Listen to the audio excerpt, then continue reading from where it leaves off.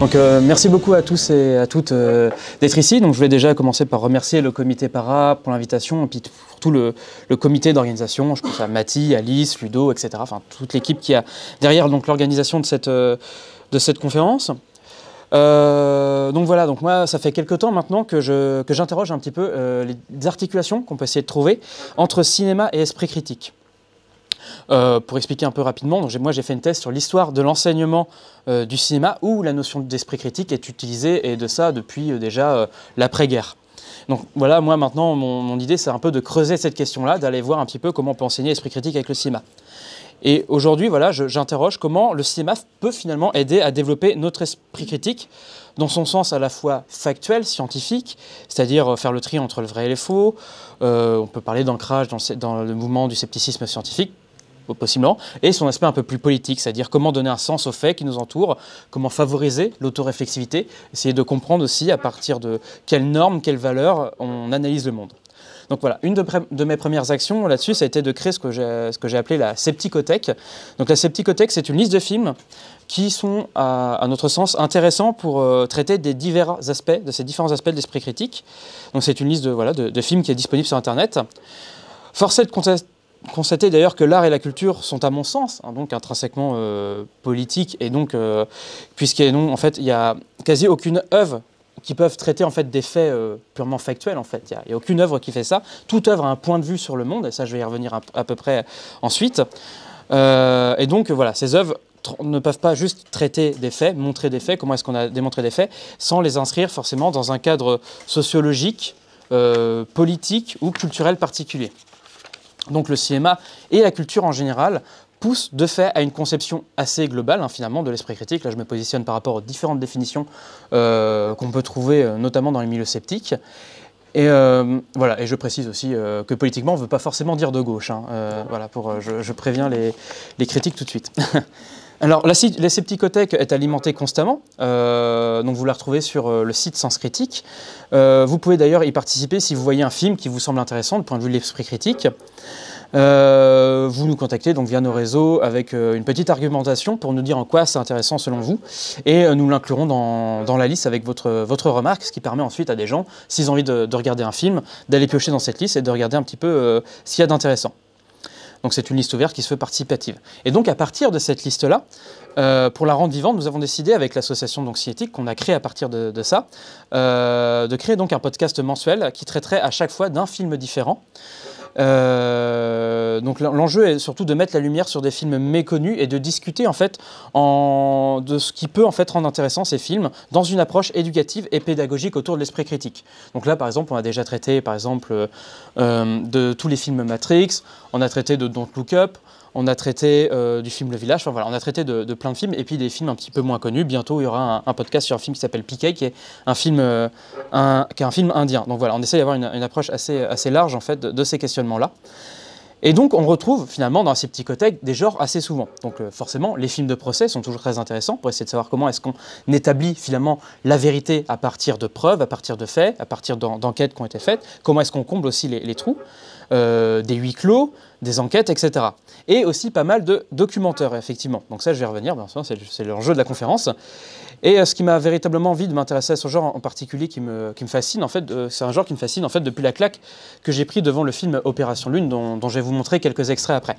Il faut savoir aussi pourquoi je me manque sur cette question-là. Ça vient aussi d'une rencontre au REC avec Alain Krivine. Donc peut-être que certains connaissent Alain Krivine, je crois que c'est Alain son nom. Donc directeur de Sciences et Pseudosciences, si je ne me trompe pas, donc de la FIS. Et donc on a discuté un petit peu des documentaires, en fait, où quand il a appris ce que je faisais avec Cinétique, il m'a proposé justement de participer à une prochaine édition de la revue Sciences et Pseudosciences, et il m'explique sa définition du documentaire qui est film complotiste, et sur le coup j'étais pas du tout d'accord avec cette définition-là, ce qui m'a poussé pour le coup à aller chercher un petit peu ce qui a été écrit dans la littérature scientifique sur le cinéma et autour des documentaires pour aller voir ce qui s'y dit. Donc dans le cadre de cette intervention, je vais m'intéresser en premier lieu, hop, si ça va bien passer à la diapo suivante. Voilà. Je vais m'intéresser au premier lieu à essayer d'éclaircir un peu les questions des définitions sur documentaire, parce que je ne pense pas qu'ici dans la salle on ait forcément tous la même définition de ce qu'est un documentaire, et déjà ça nécessite d'avoir déjà une première idée de ce qu'est un documentaire, ce qui est... Tout le monde ne sait pas forcément ce qu'est un documentaire. Voilà, d'éclaircir les différentes définitions et aussi leurs enjeux, parce que forcément on ne peut pas parler de définition sans parler un peu des enjeux qu'on met derrière. Et dans une deuxième partie, je vais essayer d'éclairer un petit peu donc, les usages possibles du documentaire dans un cadre d'éducation à l'esprit critique et plus particulièrement en fait dans une éducation finalement aux médias. Donc, je prendrai comme exemple, donc encore une fois, le film Opération Lune. J'aurais bien aimé prendre le film Bye Bye Belgium, mais bon, pour le coup, j'ai pas eu le temps encore de m'y frotter, et je vais y revenir un petit peu. Mais bon, on va se centrer surtout sur Opération Lune. Il faut savoir que j'ai sorti un dossier pédagogique sur Opération Lune qui est disponible sur le site du Cortex. Donc pour ceux qui voudraient utiliser ce film-là pour faire une initiation à l'esprit critique ou à l'analyse aussi des médias, donc c'est un dossier assez conséquent qui peut peut-être vous intéresser. Donc voilà, je vous renvoie sur le site donc du Cortex. Et donc, dans ma conclusion, j'essaierai aussi un petit peu de nuancer un peu ce que je vais dire dans une sorte de construction de thèse, antithèse, synthèse. Et voilà, je proposais un petit début de synthèse en conclusion. Donc voilà. Alors, donc globalement, il y a pas mal de définitions du documentaire, mais on va revenir sur 2 définitions en particulier. Alors, à la base, déjà, on va repartir de la racine du mot documentaire. Documentaire est un mot valise, en fait, tout simplement, qui est composé des mots documentaire et menteur. Donc, ce mot a été inventé, en fait, a priori, par Agnès Varda dans son film qui est sorti en 1981, donc qui s'appelle Documentaire. Donc, vous avez l'affiche ici. Alors, pour préciser, c'est un film de fiction, avec de nombreux relents documentaires, comme c'est souvent le cas chez Agnès Varda. Elle joue toujours sur la frontière entre ce qui est de l'ordre de la réalité et de l'ordre de la fiction. C'est quelque chose qui l'a toujours intéressé. Et donc, documentaire n'échappe pas à ça. Cependant, donc, Varda ne théorise pas le concept de documentaire, en fait, tel qu'on peut l'entendre aujourd'hui. Elle n'a jamais donné une définition de ce qu'est un documentaire. Pour elle, c'est juste le titre de son film. Elle n'explique même pas, j'ai vu plusieurs interviews, elle n'explique pas forcément pourquoi le choix de ce titre-là. Mais le mot, en fait, va tomber un peu dans l'oubli jusqu'à l'orée des années 2000. Donc aujourd'hui, on le voit utilisé dans 2 sens principalement. Le premier sens, alors normalement, ça c'est après. Donc le premier sens, c'est pour définir globalement une fiction qu'on a habillée des apparats du genre documentaire. C'est-à-dire, en fait, simplement, généralement, ce qu'on appelle un faux documentaire. Ouais, t'inquiète pas. Oui, t'inquiète pas.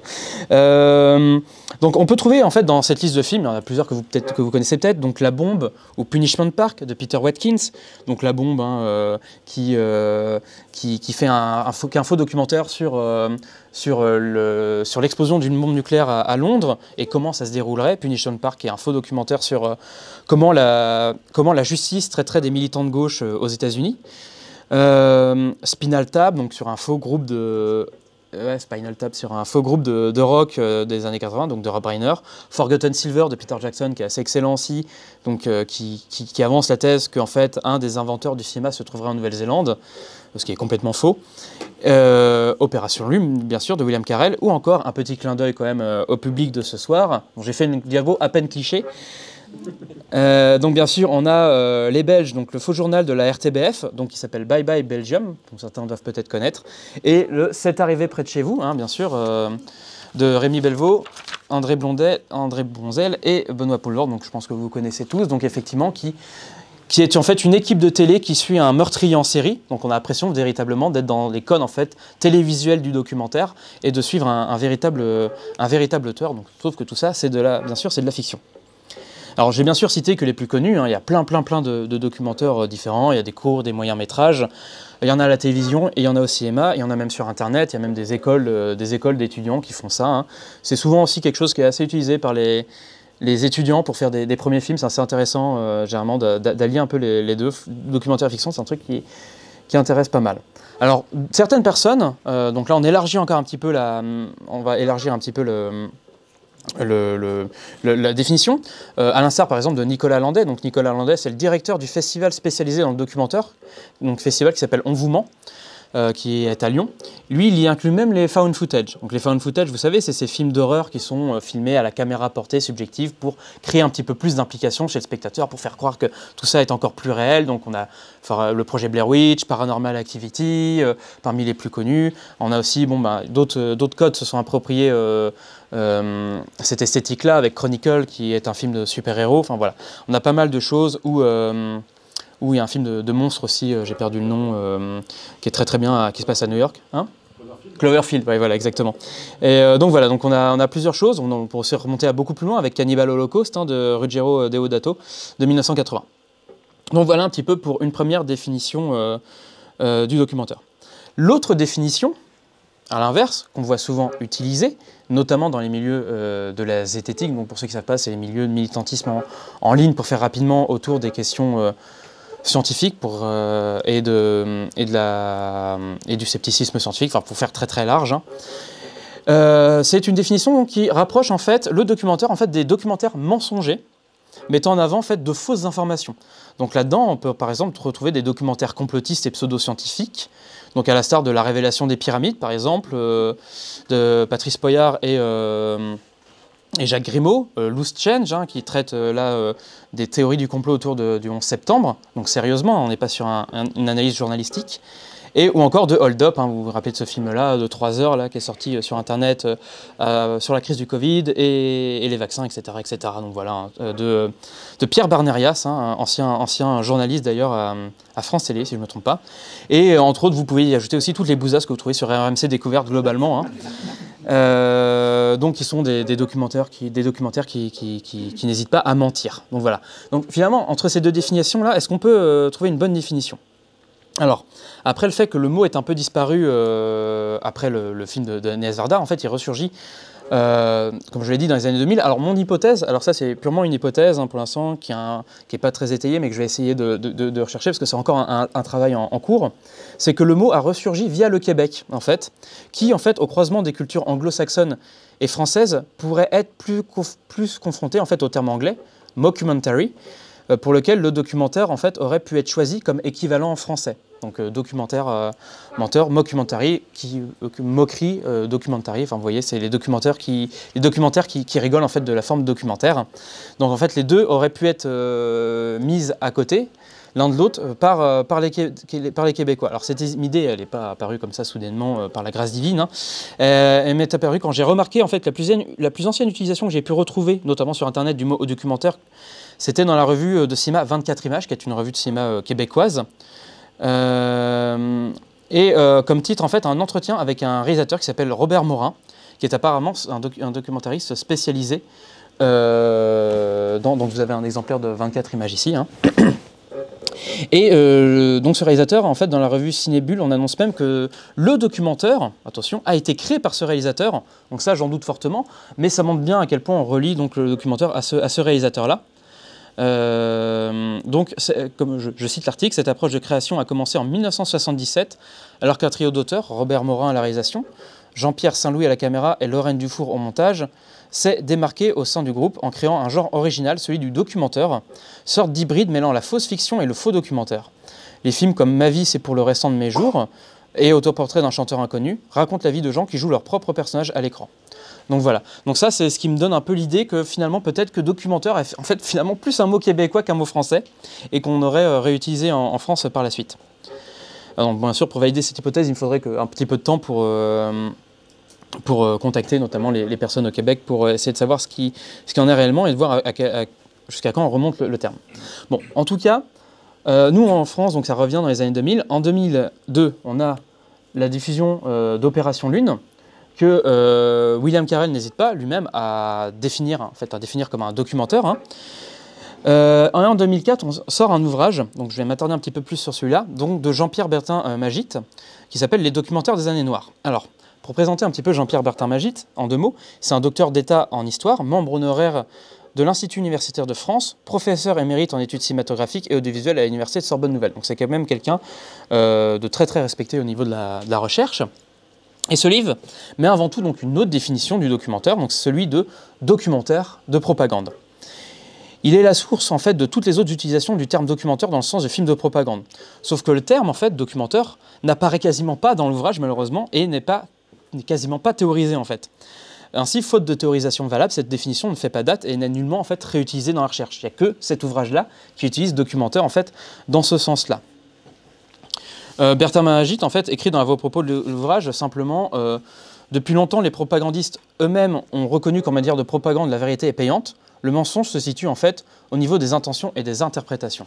C'est tout ce qui parle un peu de mensonge dans le livre, et on ne cite même pas le documentaire, donc c'est pas vraiment à quoi fait référence documentaire. Donc même en fait avec cette précision de Bertin Magid, on remarque que les documentaires tels qu'on peut penser en fait qu'ils ont été théorisés ne peuvent que difficilement inclure les films clairement mensongers en fait, et déformant les faits en fait à la star des films complotistes ou mettant en avant des pseudo-sciences. C'est-à-dire que même cette définition-là ne va pas dans le sens d'y inclure des films comme Hold Up, comme La Révélation des Pyramides, qui sont clairement mensongers en fait. Parce que là on nous dit bien ces films de propagande sont des films qui ne sont pas mensongers, mais qui vont jouer en fait sur les interprétations de situations pour essayer d'influencer les gens. Et là, bien sûr, on parle ici des documentaires des années noires, donc on parle des films vichistes et des films de la collaboration française, à la fois de Paris donc, et de Vichy. Donc c'est deux travails de propagande assez différents.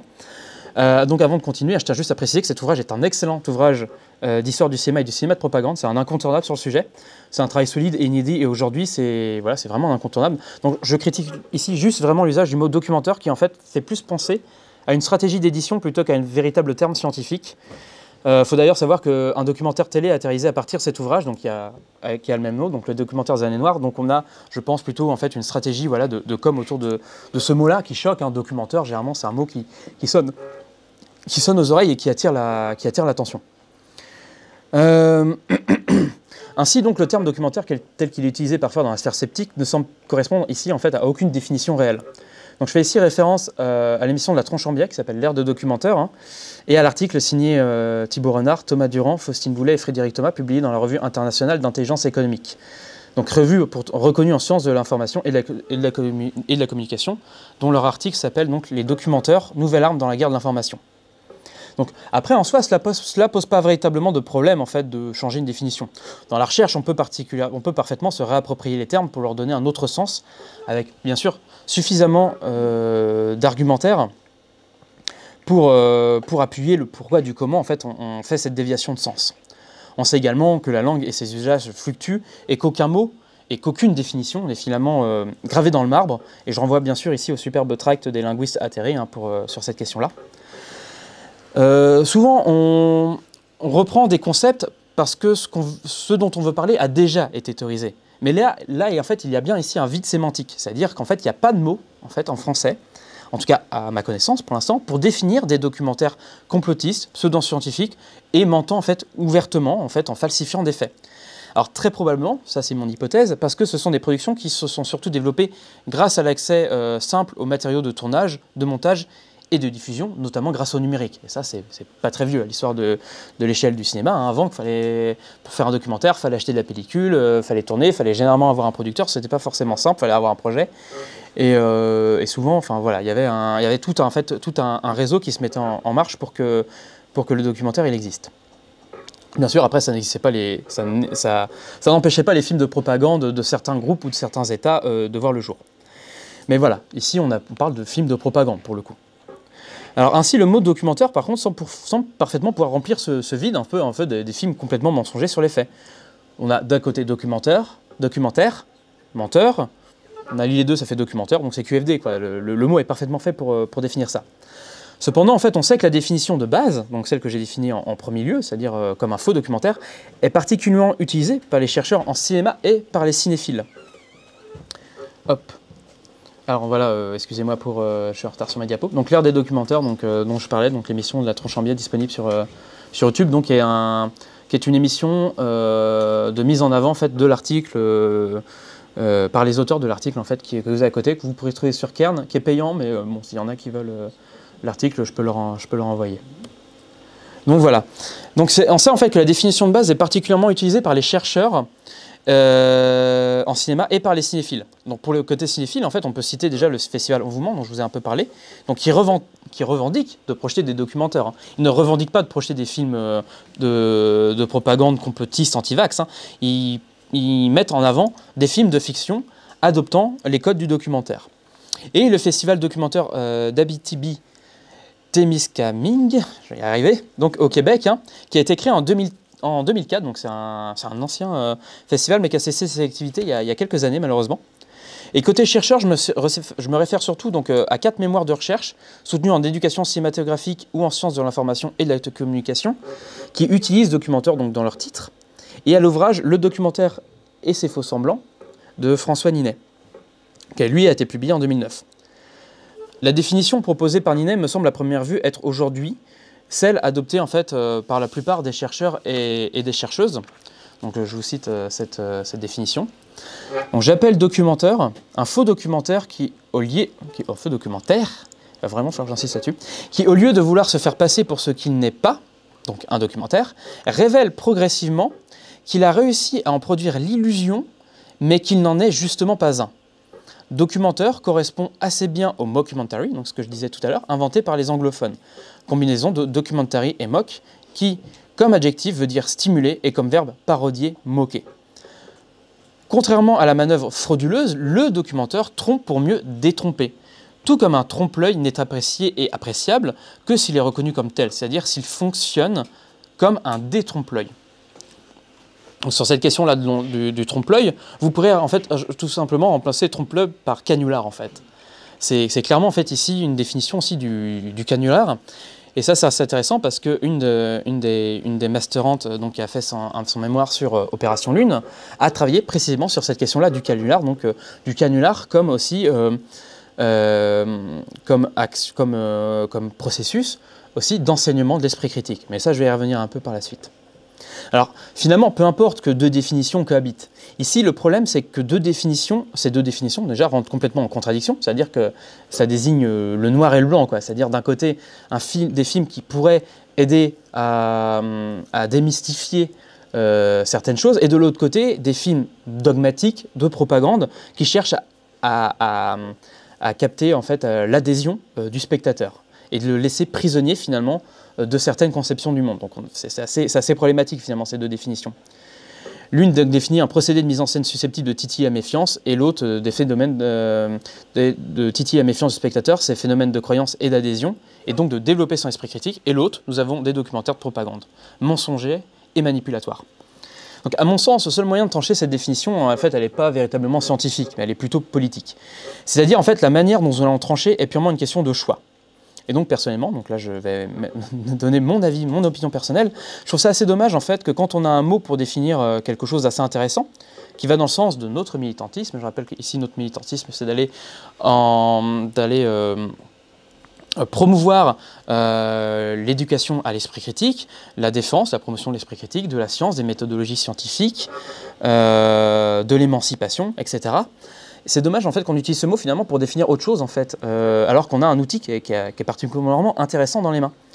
Et en plus on reprend des mots utilisés par des gens en fait qui vont exactement dans notre sens là, hein, qui vont dans le sens qui utilisent le mot documentaire dans le sens de faux documentaire, donc comme les organisateurs et organisatrices des festivals. Et donc certains les redéfinissent. Je trouve ça un peu dommage, surtout que voilà l'usage est plutôt globalement au niveau assez comme on l'a vu en fait, assez établi quoi. Alors en plus d'être inutile, cela peut être assez délétère en créant surtout du flou en fait autour de la définition, au lieu en fait de rendre ces objets plus faciles à comprendre. Et donc maintenant quand on dit documentaire, on ne sait jamais véritablement finalement de quoi on parle, ce qui est un peu problématique. Alors personnellement, je suis plutôt pour créer en fait un nouveau mot pour définir les mauvais documentaires. Les mauvais documentaires en fait, hein, ceux qui se revendiquent clairement du documentaire, mais qui mentent dedans, parce qu'ils ont soit ils n'ont pas l'impression qu'ils mentent. Hein. Je pense que Pierre Barnerias, quand il fait Hold Up, je suis sûr que lui, il pense dire la vérité, alors que clairement, on a bien vu que les études scientifiques prouvaient quasiment l'inverse de ce qu'il disait, et puis pas seulement scientifiques. Hein. Les journalistes aussi, quand ils ont enquêté sur les personnes qui ont participé à ce documentaire, ont bien démontré en fait à quel point le documentaire pouvait mentir, mais Pierre Barnerias revendique un documentaire. Donc voilà, c'est un documentaire, c'est un très mauvais documentaire, mais c'est un documentaire. Et vu qu'on parle de science et de pseudo-science, hein, pour faire référence à la FIS et à leur revue, pourquoi on ne pourrait pas parler finalement de documentaire et de pseudo-documentaire finalement? Ce mot pourrait d'ailleurs ouvrir en fait un nouveau champ de recherche sur un phénomène peut-être ou peut-être pas nouveau, hein, à savoir si véritablement est-ce que ce phénomène en fait de film un peu mensonger? Est-ce que c'est véritablement nouveau? Est-ce que peut-être effectivement le numérique a amené quelque chose, mais peut-être aussi qu'il y a des trucs à aller chercher dans l'histoire qui donnent un sens en fait à ces documentaires-là, à leur existence en tout cas. En tout cas, en attendant, moi je préconise plutôt qu'on continue à parler de documentaires de propagande, en rappelant que celle-ci n'est pas réservée aux États. Hein. La propagande, ça peut venir de groupements sociaux, hein, d'associations, d'entreprises, etc. Hein. La propagande, c'est d'ailleurs assez proche aussi parfois de la publicité et de la communication. Aujourd'hui, il y a une époque, on utilisait le mot propagande, aujourd'hui on utilise le mot communication. Hein. Globalement, c'est à peu près la même chose. Hein. Donc voilà. Ou alors, aussi, on peut utiliser le mot documentaire moisi, comme le faisait donc Christophe Michel, alias Hygiène Mentale, pour décrire en fait des documentaires qui annonçaient en fait que des races de géants avaient peuplé la Terre il y a de cela quelques milliers d'années. Donc voilà, enfin tout du moins en fait le champ de la recherche autour du documentaire existe depuis très longtemps maintenant et de nombreux ouvrages ont déjà été écrits sur les problématiques du réel et de la croyance au cinéma. Donc ne croyons pas, en fait, là je parle plutôt aux militants sceptiques et zététiques qui sont dans la salle, ne croyons pas que nous allons révolutionner quoi que ce soit. Tout au plus, nous pouvons essayer en fait d'attirer l'œil des chercheurs sur certains objets qui pourraient leur échapper ou les désintéresser. Et ça c'est quelque chose qui pourrait être intéressant à faire, c'est quelque chose qu'on peut essayer de porter les chercheurs, à essayer de pousser les chercheurs à porter un regard sur ces films qui peuvent ne pas les attirer au premier abord. C'est sûr que l'optique d'analyser 3 heures de hold-up, j'avoue que même en tant que chercheur, faut avoir l'envie. Alors toute la difficulté maintenant, à partir de notre définition qui nous reste du documentaire, donc notamment celle de François Ninet, qui est toujours à l'écran, c'est de définir en fait un genre par rapport aux ambitions des créateurs et créatrices. C'est-à-dire ici tromper, et par rapport à la réception des spectateurs, c'est-à-dire être trompé puis détrompé. Généralement, un genre, en fait, on va plutôt le décrire par rapport à ce qu'il montre. Un western, il y a des codes du western, on les voit à l'écran, tout le monde, quand on voit un western, généralement, tout le monde est d'accord pour se mettre plus ou moins d'accord sur si c'est un western ou pas. Ça se passe dans l'Ouest américain à une certaine époque, il y a des pistolets, il y a des cow-boys, il y a des indiens, il y a une diligence, il y a des trains, bon bah voilà, on arrive à reconnaître un western. Là, le problème du documentaire, c'est que comment en fait on peut définir un genre par rapport à une intention originelle et une réception de spectateur? Ça, c'est une vraie question que je pose, parce que je n'ai pas la réponse en fait. Parce que finalement, comment savoir si un réalisateur met la lumière en fait après la tromperie, genre 11 ans après, par exemple? C'est le cas de, je ne sais pas si vous l'avez vu, ce film, donc la dissection de l'extraterrestre de Roswell, par exemple, qui avait été montré sur TF1. Le réalisateur a dit 11 ans après que c'était un faux. Est-ce qu'on peut vraiment parler de canular ici, ou vraiment de tromperie qui a tellement été débunké qu'au bout d'un moment, le réalisateur s'est dit « je vais quand même l'annoncer ». Donc là, on est un peu dans le flou. Moi, j'ai vu des gens qui considéraient ça comme un canular. Moi, j'ai tendance à ne pas considérer ça comme un canular, parce que le canular, je pense qu'on doit le dire à peu près juste après la diffusion du film, pour pas que le flou reste. C'est ce qui s'est passé avec Opération Lune, par exemple. Ou Bye Bye Belgium aussi. Bye Bye Belgium, à la fin des 2 heures d'émission, on a un truc, on s'arrête, et puis on dit clairement au spectateur que tout ça était une fiction. Juste pour savoir, est-ce qu'il y en a qui connaissent, pas Bye Bye Belgium ici ou pas? Ouais, quand même. Donc je vais vite fait vous en parler. Bye Bye Belgium, c'est un film, parce que j'en parle depuis tout à l'heure, je me dis c'est à qui en Belgique? Peut-être tout le monde connaît, mais en fait pas du tout. Bye Bye Belgium, c'est en fait, ça a été diffusé à la RTBF si je me trompe pas. Donc en fait, c'était une émission qui commençait comme ça. Et en fait, l'émission est interrompue en plein milieu pour un flash TV info où en fait on annonce que la Flandre a voté son indépendance et que donc la Belgique risque de disparaître dans la soirée. Et donc vous avez un direct des médias sur comment en fait la Belgique, comment réagissent les politiques. Par exemple, le roi va s'exiler, etc. Et puis on vous explique ça en direct. Donc effectivement, quand on n'est pas préparé à ça, qu'on arrive, on tombe vraiment dans le panneau. Après, effectivement, peu à peu, les présentateurs commencent à dire que c'est une fiction, et très très rapidement un bandeau est mis, ceci est une fiction, parce que même des diplomates belges se sont fait avoir et commençaient à passer des coups de fil un peu problématiques à des ambassades pour expliquer que la Belgique allait peut-être disparaître. Donc, donc voilà, donc je vous conseille vraiment la vision de ce film, c'est assez intéressant, ça parodie pas mal ça parodie pas mal justement les codes télévisuels qu'on a l'habitude de voir et qu'on prend en fait de fait pour réel en fait. Et là, la vraie question en fait intéressante du documentaire, c'est de parodier ces codes-là pour nous apprendre à nous en méfier de nouveau. Parce que le problème, c'est que tout ce qu'on voit à la télé, on a un peu tous tendance à penser, bah voilà, si on montre à la réalité, c'est réel quoi. Et on n'a pas cet automatisme en fait, de toujours remettre en question ce qu'on voit, parce que ça vient de médias qui sont réputés, qu'il y a des journalistes derrière, donc on se dit que voilà, c'est forcément la réalité. Et donc à partir du moment où quelqu'un adopte ces codes et vous montre quelque chose avec ces codes, on le prend en fait directement pour acquis, ce qui peut être un assez gros problème en fait sur les questions d'esprit critique. Donc voilà, donc outre en fait de savoir si véritablement les intentions sont là, de tromper dans le sens du canular et non pas de mentir, il y a aussi comment savoir que le spectateur lui va forcément tomber dans le canular. C'est pas dit. Et comment savoir aussi qu'il va forcément ressortir. Ça non plus, c'est pas dit. On sait que sur Opération Lune, par exemple, les gens y ont cru jusqu'à la fin. Et à la fin d'Opération Lune, vous avez je vous montrerai quelques extraits après. Vous avez un bêtisier pourtant à la fin. Mais même ça, il y a des gens, ils n'ont pas décru en fait du commentaire avec ça. Malgré des blagues assez vaseuses en plus qu'il y a à la fin du film, quoi. Donc voilà. J'en arrive à ma deuxième partie. Je suis pas trop rapide, ça va? Non? J'ai pas perdu du monde? Non, c'est bon. Ok. Alors voilà, donc j'en arrive à la question, donc finalement, comment le documentaire pourrait-il nous aider à développer notre esprit critique? Alors comme nous l'avons dit, il fonctionne sur le principe du canular. Et là, je vais m'appuyer donc sur les travaux donc, de master d'Elisa Delanoye, qui a articulé les notions de documentaire et de canular. Et les deux ont pour principe en fait une construction en 3 temps. Donc là, vous avez un extrait d'une image de Bye Bye Belgium. Alors, donc, le canular suppose d'abord une dimension ludique à la plaisanterie réalisée. Donc voilà, il y a toujours quelque chose, voilà, c'est assez léger, c'est assez amusant, c'est pas quelque chose forcément de très trash ou de ces problématiques, quoi. C'est souvent assez léger. Il se pose ensuite une dimension sociale, de par sa fonction de prendre à défaut l'institution qu'il vise. Et il demande ensuite une médiation de la plaisanterie, c'est-à-dire en fait la découverte, la révélation de la supercherie.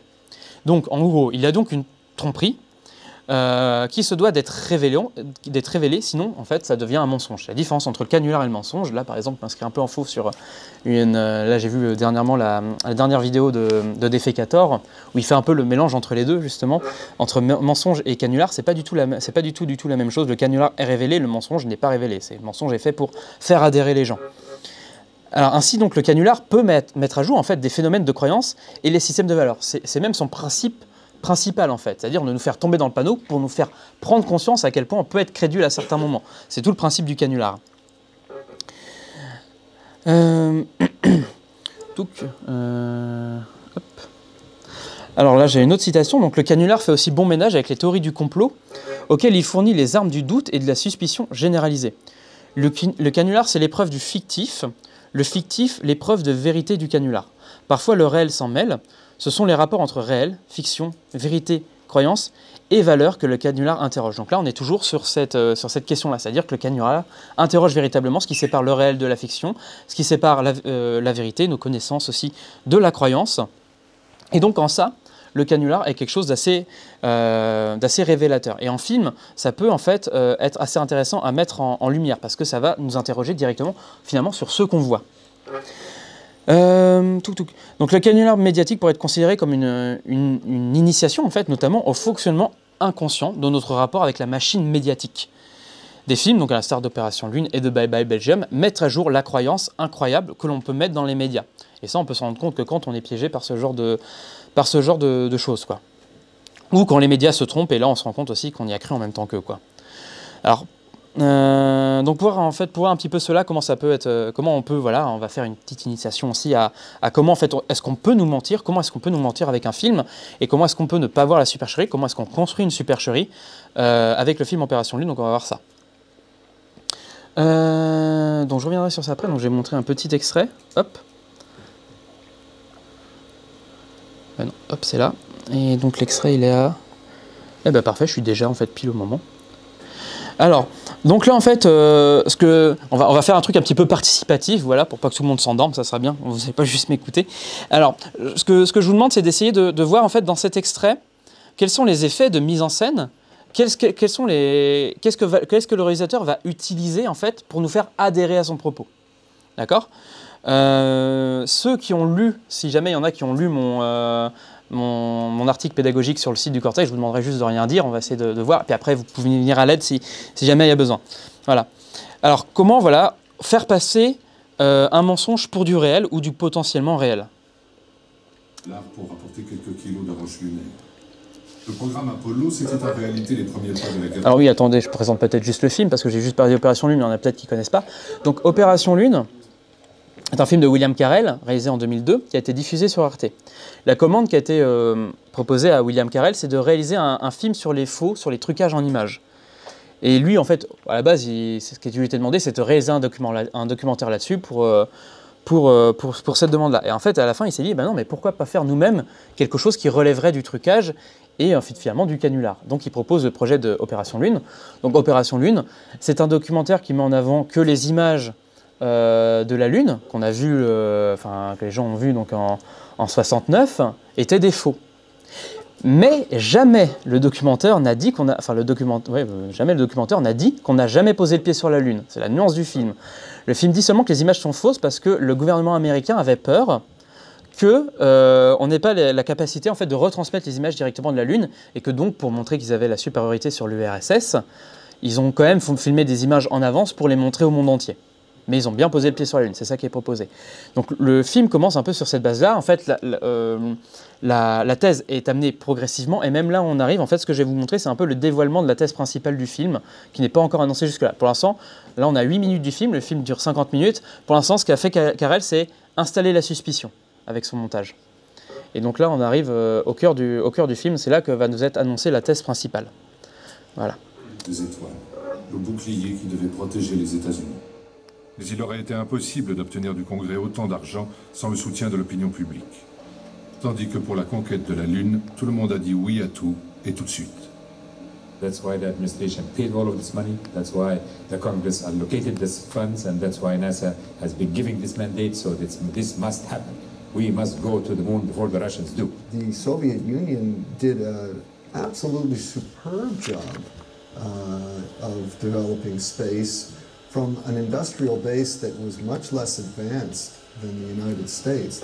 Et eux, ils se sont mis dans une course qui absolument ne pouvaient pas faire. They had to use incredible percentages of their resources in order to sustain their work in space. Et c'est ça qui les a épuisés financièrement. L'URSS ne peut plus suivre. Alors qu'aux États-Unis, les effectifs des entreprises aéronautiques travaillant pour l'espace avaient en 7 ans bondi de 30 000 à près de 400 000. L'énorme gâteau qu'a représenté le programme spatial a été partagé selon les règles classiques des familles de la mafia. 3 États ont obtenu l'exclusivité de tout ce qui touchait à ce domaine. La Californie, le Texas et la Floride. Tous les centres de recherche, les usines de fabrication des fusées, les bases d'entraînement, les sites de décollage ont été installés sur cet axe Californie, Texas, Floride. Du centre de Houston aux rampes de lancement de Cap Canaveral, en passant par les usines de San Diego. Une manne de plusieurs milliards de dollars. Mais ce choix ne devait rien au hasard. Lyndon Johnson était gouverneur du Texas avant de devenir président des États-Unis. Nixon et Ronald Reagan, gouverneur de Californie avant d'entrer à la Maison-Blanche. Et la famille Bush, père et fils, avait fait main basse sur le Texas, puis la Floride, depuis des années, avant d'occuper à tour de rôle le bureau ovale présidentiel. En échange de ce cadeau royal, Boeing, Aircraft Industries et General Motors financèrent largement les campagnes électorales des gouverneurs dans leur course vers la Maison-Blanche. Des sommes inimaginables ont été englouties dans cette course à la Lune, et avec la bénédiction de l'opinion publique. Toute cette énorme machine était aux ordres des intérêts politiques et financiers. La Lune, c'était juste la Libye. Il ne restait plus qu'à convaincre le public qu'on allait conquérir l'espace avec des intentions pacifiques. C'est Werner von Braun qui, le premier, avait réalisé qu'il fallait faire de la course à la Lune un divertissement, un spectacle. De ses nombreuses rencontres avec Walt Disney s'était dégagée une idée centrale. Seul Hollywood, dont le métier est de produire du rêve, avait le pouvoir de transformer un banal lancement de fusée qui ne passionnait encore personne en une super-production. À ceux qui en doutaient encore, Stanley Kubrick allait offrir un splendide démenti. Voilà. Alors, je me suis trompé d'extrait, c'était pas celui-là. Mais voilà, mais ça reste. Alors qu'est-ce que dans cet extrait nous fait, en fait, nous pousse à adhérer en fait au discours qu'on... Il y a plusieurs intervenants. Oui. Alors déjà, il y a des interviews, effectivement. Il y a plusieurs intervenants. À savoir qu'ici, tous les intervenants sont de vrais témoins de la conquête lunaire. Alors, j'ai pas renoté tous les noms, mais on a des gens de la NASA, on a un ancien astronaute, on a quelqu'un qui est un ancien de la CIA, qui participent ici. Donc effectivement, on a de vrais intervenants et donc de vrais interviews et de vrais témoins qui disent des vraies choses. Donc ça, effectivement, c'est quelque chose qui, quand on connaît un petit peu la situation, quand on connaît un petit peu la politique américaine, ou même si on va chercher en fait un petit peu sur Google le nom de ces gens, on trouve quelque chose de vachement fiable derrière, donc vachement fort. Donc ça, effectivement, c'est quelque chose qui nous pousse à adhérer. Qu'est-ce qu'il y a d'autre? La musique. Oui, la musique, en fait, elle a pour but surtout, effectivement, de nous entraîner un petit peu dans cette narration-là. Alors, je ne sais pas si elle nous aide à comment dire, si elle donne du fond au film, un pouvoir pour convaincre, mais en tout cas, elle nous endort. Elle accompagne, mais en fait, surtout, elle nous endort. En fait, elle nous entraîne dans un espèce de rythme, en fait, un peu fictionnel, hein, d'ailleurs, hein, de cette histoire, en fait, dont on attend. S'accroche pour attendre la fin. Donc effectivement, la musique, elle accompagne et elle a plutôt tendance effectivement à nous endormir et à nous entraîner et en fait à anesthésier un petit peu effectivement notre esprit critique. Oui. Les photos d'archives à la clé. Voilà, effectivement. Donc les images d'archives, donc plus largement, donc tous les documents qui sont montrés en fait. L'usage en fait de l'image d'archives dans ces films-là, c'est d'attester ce qui est dit. C'est-à-dire que là, vous voyez, on parle de Bush, on a une photo de Bush, on parle de Nixon, on a une photo de Nixon, de Reagan, on a une photo de Reagan, enfin voilà. Et en gros, on parle de la Lune, on parle de Stanley Kubrick, là on a un gros plan sur la fusée, etc. Et en fait, l'image d'archive, en fait, le commentaire a été créé à partir de l'image d'archive. En fait, les deux semblent se répondre, en fait, le commentaire et l'image d'archive. En fait, ça semble, en fait, je vais revenir un petit peu après là-dessus, s'auto-entretenir. C'est-à-dire que ça, c'est une vérité qui tourne en boucle, en fait. Le commentaire alimente l'image d'archive, l'image d'archive alimente le commentaire. Et hop, ça fait une boucle. Ça fait une boucle de croyance, en fait, tout simplement. Donc, qui nous force à adhérer. Il y a des choses avec beaucoup d'aplomb et avec un discours assez construit aussi. La voix off. Oui, effectivement. Donc, la présence de la voix off, hein, c'est un gimmick télévisuel, c'est partout, c'est dans tous les films télévisés. C'est-à-dire cette voix off qui est une espèce de voix de Dieu, en fait. C'est-à-dire cette espèce de voix qu'on ne remet jamais en question parce qu'elle est la voix omnisciente, omnipotente par excellence, qui sait tout de tout. Pourquoi il se coupe, lui qui est la voix de tout. Et donc, c'est elle, en fait, qui va effectivement amener quelque chose. Et on a très peu tendance, en fait, généralement, à remettre en question ce que dit la voix off. Surtout que la voix off est un marqueur, effectivement, du film documentaire. En tout cas, dans certains documentaires, c'est quelque chose qui est très utilisé. Pas que, mais même dans la fiction, elle a quand même cet impact-là. Oui, oui. Quand on voit dans des films comme où la voix off est assez présente, elle a quand même cet impact. Oui, effectivement. La voix off, même dans le film de fiction, c'est une voix un petit peu surplombante qui, généralement, c'est toujours utilisé dans le film noir. C'est cette espèce de voix qui vient généralement du futur, du personnage qui vient du futur, donc qui décrit la situation et qui a toujours cette espèce de, effectivement, ouais, je suis entièrement d'accord avec ça. Ça dépend des usages de voix off dans les films, mais globalement, c'est beaucoup utilisé dans ce sens-là. Alors après, qu'est-ce qu'il y a d'autre, peut-être un petit peu plus compliqué après? Vocabulaire, j'allais dire, à un moment il parle de mafia, de ce genre de trucs. Le champ sémantique est utilisé. Ouais, le champ sémantique. Alors là, c'est vraiment dans la construction en fait donc là, c'est le mensonge en fait. Là, c'est clairement le mensonge qui nous a amené. Sauf que c'est dingue, mais en fait à ce moment-là du film, donc là je vous le montre, vous savez ce que c'est. Mais quand on ne sait pas ce que c'est, on est embrigadé dedans et en fait on s'en rend même pas compte quoi du mensonge. Oui. Ouais, c'est un genre de storytelling, c'est-à-dire qu'on raconte une histoire sans trop d'enjeux, on va faire lui, machin, et maintenant mafia, l'élément déclencheur qui va. Oui, c'est ça, c'est quelque chose qui va faire, en fait là c'est encore en fait une phase, c'est pour ça que je me suis trompé d'extrait en fait, c'est le bon extrait, c'est moi je me suis trompé dans présentation d'extrait. Là on est encore au moment en fait où Carell est en train d'installer de la suspicion en fait. Donc voilà, effectivement, rapport à la mafia, ces espèces de politiques qui discutent en nombre. Vous avez vu, il y a des images d'archives, mais aussi des images d'illustration. C'est pas trop si c'est des images d'archives, des images de fiction, sachant que Carell, en fait, dans son film, il a même mis des images de fiction, comme si c'était des images d'archives, en fait. Ça passe tranquille, hein, ça passe tranquillement. Hein. Donc là, on a cette espèce d'image, vous avez vu, très stylisée, où il y a deux hommes en contre-jour, en train de discuter à côté d'une fenêtre, ce qui donne cet aspect très inquiétant. Donc même l'image, en fait, on lui donne cet aspect-là, on l'utilise en fait pour aussi créer de la suspicion. Mais là, ce qui est intéressant, c'est aussi la mise en place d'un énonciateur donc clairement défini. Donc c'est le documentariste en fait qui est hors champ, qui est en fait la personne en fait dans le documentaire qui est la personne qui atteste de ce qui est dit. C'est-à-dire c'est l'énonciateur du documentaire. Donc ça c'est c'est assez important à savoir, c'est-à-dire qui parle dans le documentaire. En fait, c'est le documentariste, c'est pas la voix off représente le documentariste, c'est surtout le documentariste qui est là représenté. En fait, il est hors champ dans toutes les interviews, parce que dans toutes les interviews, le regard est dirigé hors champ. Donc il y a une personne en fait qui se substitue à nous, qui est en fait un tampon en fait entre le monde du film et notre monde à nous, le spectateur. C'est le documentariste, c'est lui qui fait la passerelle en fait entre ce qui est dit et nous. Et après, effectivement, on a une deuxième chose plus compliquée, c'est la caméra diégétique, c'est-à-dire que la caméra est non diégétique. Pourquoi j'ai mis diégétique? C'est non diégétique. C'est-à-dire c'est une caméra qui est dans le monde réel. C'est-à-dire on filme le monde réel, quoi. On ne filme pas de la fiction, on filme une interview. Donc là, c'est aussi un marqueur du documentaire, quoi, ça. Donc ça, c'est sur ces différents points-là, en fait, que va jouer Carrel, en fait, pour créer sa fiction. C'est-à-dire, il va reprendre ces éléments du documentaire pour créer sa fiction par derrière.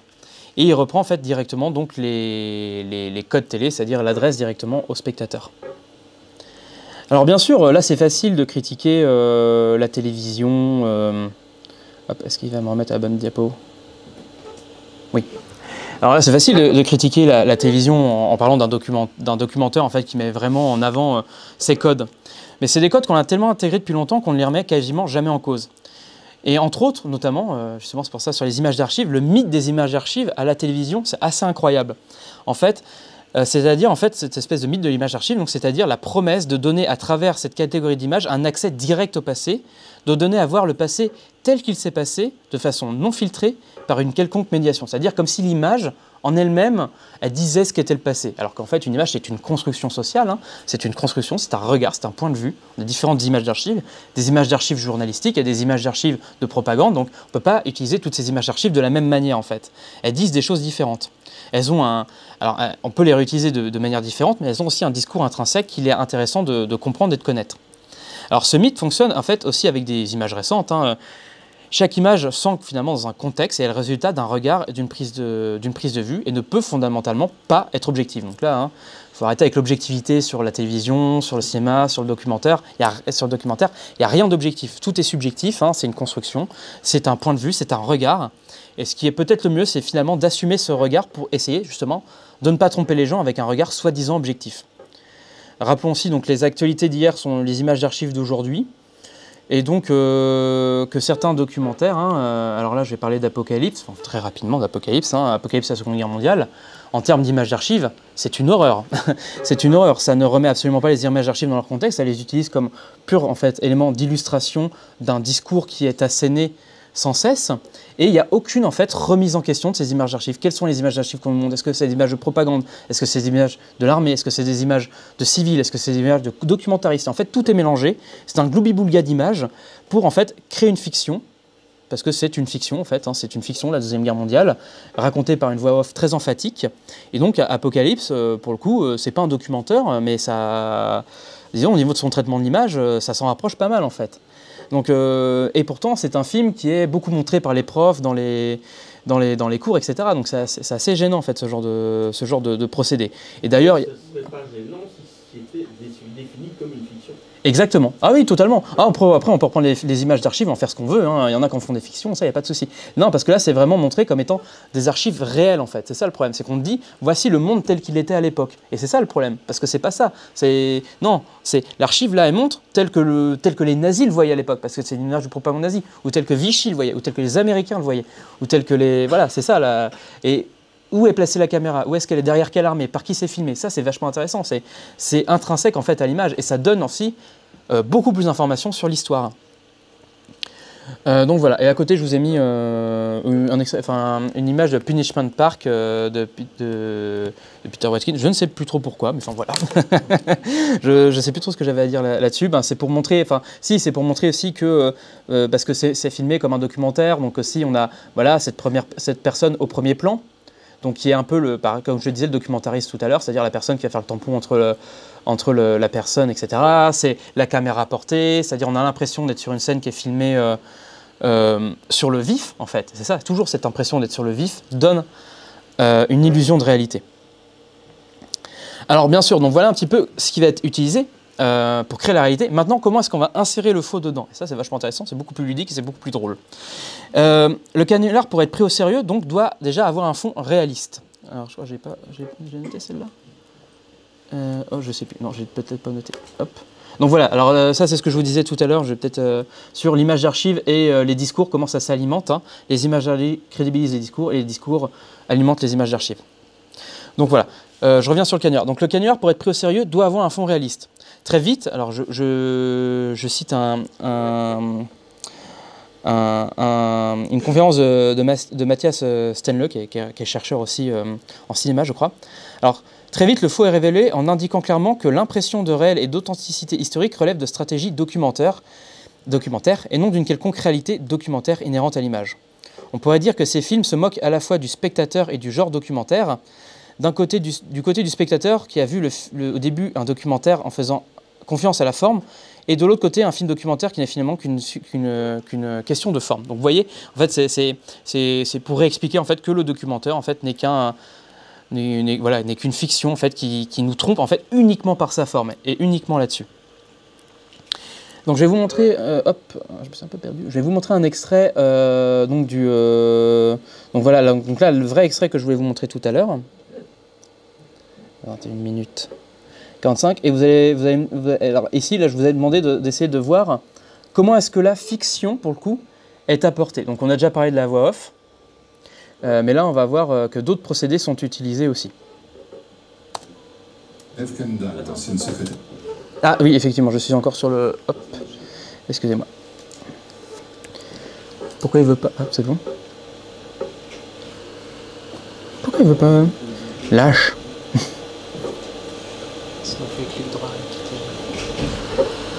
Ah mais je sais pas pourquoi il s'est mis sur deux... C'était pas arrêté lié par la main. Hop. Tac. Hop là. Le personnel de Richard Nixon vous avez laissé entendre qu'il ne lui déplairait pas de remuer des souvenirs vieux de 30 ans. C'est Henry Kissinger qui l'avait engagée comme stagiaire à la Maison Blanche. Elle avait alors 20 ans. À Washington, Donald Rumsfeld, à qui le nouveau président Bush venait de confier le poste de ministre de la Défense, fêtait son arrivée au Pentagone. Il y avait là, en plus de Rumsfeld, l'ancien secrétaire d'État Henry Kissinger, Lawrence Hickelberger, le général Alexander Haig et le chef de la CIA, Richard Helms. Il y a 30 ans, ils furent tous les 5 les principaux conseillers de Richard Nixon. Are we through? All right. One more drink and then I'm ready. There you go. I'm only teasing you.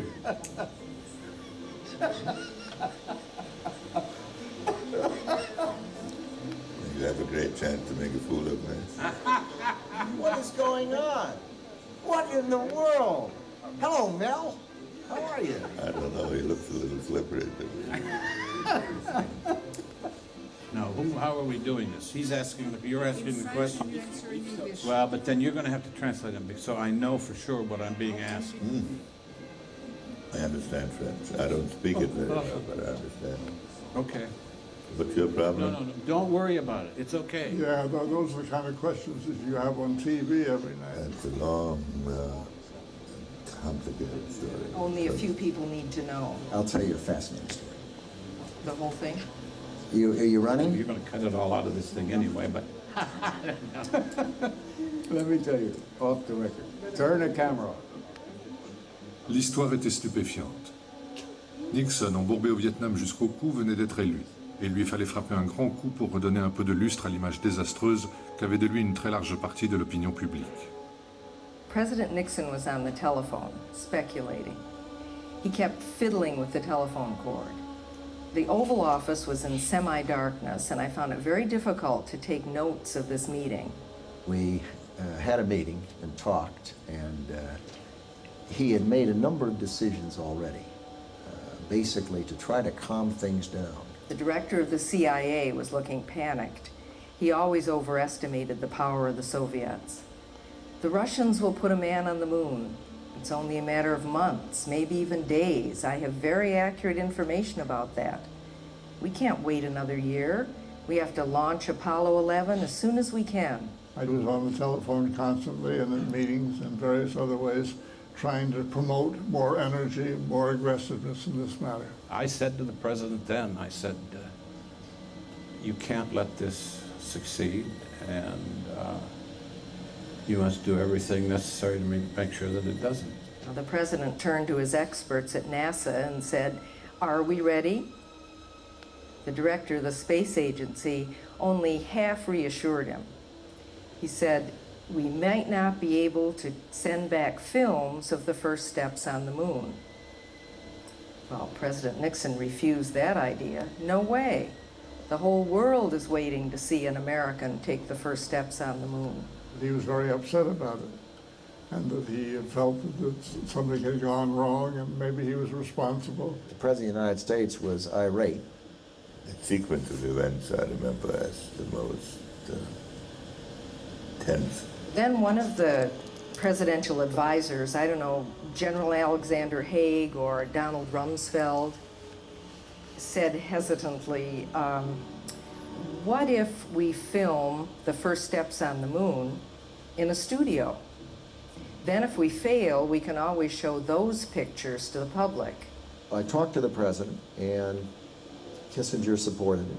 And at first I didn't take it very seriously, and I was told not to take it very seriously. Then it kept going on and on and on. The president was prepared to do so, and I was prepared to support that. And that was decided basically by Henry Al Haig and the Secretary of Defense. But in the last analysis, the only person that could make the decision to do A, B, or C is the President of the United States under our system. And he would have to order it done. Nixon settled back in his chair and closed his eyes for a few minutes. And then he stood up and said, "Gentlemen, you have less than 2 weeks to get everything prepared." That was big. That was a big idea. It was an important thing, and a lot of effort went into it. It was an anguishing decision for President Nixon to make. And I think he made the right decision. He was the president, and he deserves credit for having had the courage to do it. He did that on his own. Sensible thing to do. Then he came over to me and picked up all my notes, ripped them up into little pieces, and threw them in the wastebasket. No stage in my life could I ever have anticipated that this would happen. At no stage, not even when I was made National Security Advisor. And I think it is a great symptom of the strength of America that this was even conceivable. I thought it was the right thing to do because we have to do something to show that we're still the United States of America. We walked out of the room, and President Nixon said, "I've decided to do that, and I need you to do this job. We're going to do it." It was just amazing. So we were trying to figure out who would do what when. He simply has got to have the person he wants in that job. And it has to be someone who's capable of doing it. And it has to be somebody he knows well. I said, "I'd like to talk to one person." And he said, "Who?" C'est Donald Rumsfeld qui le premier avance le nom de Stanley Kubrick. Il faut que ce film soit parfait. Voilà. Alors, comment est-ce qu'on inclut le faux là-dedans? Oui. Bah, il suffit d'un faux témoin pour combler les blancs entre les autres et comme ça on peut récupérer n'importe quel passage. T'as lu mon dossier, toi? Non? Non, tu l'as vu? Tu l'as vu, ça va? Juste au moment de dire, je vais vous raconter l'histoire. Hop, coupé, hop, à ce moment-là, comme par hasard. On ne sait pas de quoi il parle. Oui, exactement. Et c'est qui le faux témoin, là? Bah ouais, c'est la secrétaire. C'est une actrice. C'est une actrice qui a été embauchée par Carrel, effectivement. Et c'est elle, en fait, qui, dans cette scène-là, fait tout le lien entre ce qui est dit par ces personnes-là, qui est effectivement que du vent, en fait. Ils disent absolument rien. Ils parlent d'autre chose. En fait, en vrai, c'est effectivement donc, des vrais conseillers de la Maison-Blanche qui ont été véritablement conseillés. Et notamment, je crois la plupart sous Nixon, notamment à l'époque des écoutes, du problème des écoutes de Nixon. Donc ils parlent en fait de l'affaire du Watergate, la plupart. Donc quand ils disent « ah, c'était exceptionnel, on ne comprenait pas ce qu'ils faisaient, c'était fou de faire ça », ils parlaient du Watergate en fait, et pas du tout de la Lune. Mais ce qui est intéressant, c'est qu'on voit à quel point en fait, le discours ici, il est bien amené et comment en fait, on peut très facilement se faire prendre, parce qu'on a l'impression effectivement, bon, un secrétaire, on dit, bon, à la limite, elle, c'est normal qu'on la connaisse pas, elle est que secrétaire, mais les autres aiment, enfin, généralement, soit ils sont assez connus, soit pareil, en une recherche, on arrive très facilement à les retrouver sur Internet, quoi. Et ça donne un crédit au documentaire. Et le montage donne l'impression qu'elle est avec les autres dans la pièce quand ils font l'interview. Oui, alors il y a ce montage-là. Mais alors, moi, je mets même pas... Oui, voilà. Alors pour moi, là, ça en fait plus partie des indices du film. Bon, après, je sais pas, là, je pense qu'on peut avoir un débat sur est-ce que... Parce que je pense que quand Karel fait ça, c'est vraiment un indice pour dire, regardez, je suis en train de faire n'importe quoi avec mon montage. Je suis en train de faire correspondre des voix de dialogue. On a l'impression qu'ils discutent entre eux, alors que c'est pas du tout le cas. Ils sont pas du tout dans la même pièce, parce que les fonds, ça fonctionne pas du tout, quoi. Les angles de caméra ne fonctionnent pas du tout. Mais il y a cet aspect un peu, c'est très bizarre ce montage quand on a conscience en fait de ce que c'est.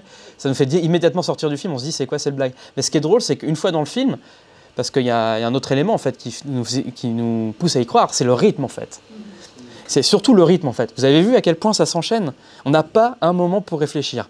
Alors quand il y a un film comme ça qui aligne les informations sans jamais laisser un peu de temps de pause pour essayer de réfléchir un petit peu à ce qu'on vient d'entendre, c'est généralement très mauvais signe, parce que c'est quelque chose qui nous embrigade.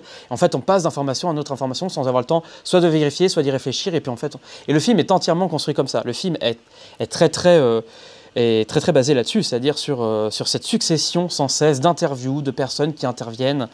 C'est un flot sans cesse d'informations. On pourrait parler de millefeuille argumentatif, même si c'est pas exactement ça. Là, c'est vraiment un flot en fait, tout simplement, qui est fait en fait pour nous faire rentrer de force dans cette narration, pour nous obliger en fait à dire soit tu suis le mouvement, soit tu sors. C'est comme dans un film, hein. Si à un moment on décroche du film, on va plus suivre l'histoire, on va sortir complètement. Là, on nous dit, bah, si tu veux suivre ce qu'on te dit, tu rentres dedans et tu prends tout ce qu'on te donne et puis tu t'arrêtes pas, quoi. C'est un peu comme ça qu'il est construit. Oui. Moi, ce que je trouve fou, c'est qu'en fait, ça montre que les discours des hommes politiques, ils sont tellement vides qu'on peut en faire ce qu'on veut. Bah, c'est pas entendre ce qu'on veut dedans. En fait, c'est pas tellement ça. C'est pas les discours des hommes politiques. En fait, n'importe quel discours peut être fait comme ça. C'est-à-dire que, en fait, à partir du moment où tu sais bien couper, où tu... Ils utilisent souvent le mot thing ou des mots très très vagues. En fait, la façon dont ils parlent, c'est vraiment pas précis, c'est vraiment pas technique finalement. Et donc, c'est pour ça qu'ils peuvent être utilisés pour. Mais si on ne connaît pas la question, toute réponse. Exactement. Et on ne sait pas quelle est la question qu'on leur a posée. En plus. Oui, mais normalement, quand on a un vocabulaire technique, ça se sent quelle est la question qu'on a posée. Là, ça se sent pas parce qu'ils utilisent des mots très simples. C'est un peu comme dans la fausse interview de Fidel Castro par PBDA. Par PBDA, oui. Bah, ça, c'est utile aussi. mais là, ce qui est assez intéressant, c'est qu'en fait, c'est tellement... En fait, on voit, c'est vraiment des tout petits passages qui sont en fait réduits. C'est-à-dire, là, on voit bien la différence entre la secrétaire qui a le temps de poser son discours, qui dit vraiment quelque chose, parce que c'est elle, en fait, qui amène tous les éléments du discours, le fait que ce soit Stanley Kubrick qui va filmer, etc., c'est elle qui amène toutes ces informations-là, et en fait, eux, ils sont coupés, mais ils disent vraiment rien, en fait, ils disent une petite phrase par-ci, par-là, qui sont en fait juste des petites coupes par-ci, par-là, que Karel a très, très bien aménagé, qu'il a très, très bien construit, et qui donne, en fait, l'impression, en fait, de quelque chose, en fait, qui font, en fait, elle a dit les infos, puis elle dit, ah bah oui, elle a raison, c'est un peu ça, en fait, le truc. Et donc, le vrai, en fait, dans le montage, le vrai vient soutenir le faux. C'est ça qui est assez intelligent, c'est-à-dire que les gens qui ont des vrais témoignages viennent appuyer en fait ce qui est dit de faux. J'ai parlé du rythme et on pourrait aussi reparler effectivement de la musique. Pour le coup, tu en parlais tout à l'heure. Là, effectivement, la musique, c'est pareil, donc elle fait partie de ce rythme-là du son.